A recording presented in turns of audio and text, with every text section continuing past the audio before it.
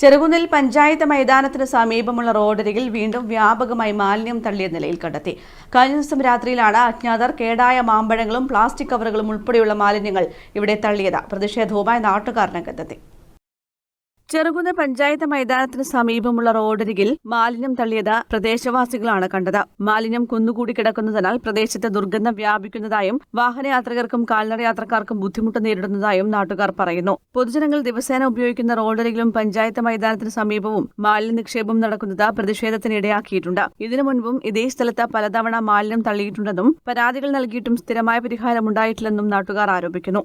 ഇവിടെ സ്കൂൾ കുട്ടികൾ വഴി പോകുന്നതും ഒരുപാട് ആൾ യാത്ര ചെയ്യുന്ന സ്ഥലം. ഇവിടെ രാത്രി കാലങ്ങളിൽ വണ്ടിയിൽ കൊണ്ടുവന്നിട്ട് മാലിന്യം തള്ളൽ ഇത് പലതവണ പഞ്ചായത്തിലെല്ലാം പരാതിപ്പെട്ടിട്ടുണ്ട്.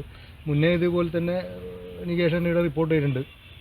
കക്കൂസ് മാലിന്യം ഈ തോട്ടിൽ തട്ടിയിട്ടുള്ളത്. അത് അന്ന് നോക്കി അതിന് വേണ്ടുന്ന നടപടി. ഈ ഒരു കാര്യമായിട്ട് ഇവിടെ ഒരു ക്യാമറ പോലുള്ള എന്തെങ്കിലും ഒരു സംവിധാനം ഉണ്ടാക്കണം. ഇത് രാത്രി കാലങ്ങളിൽ ഒരുപാട് വേസ്റ്റ്.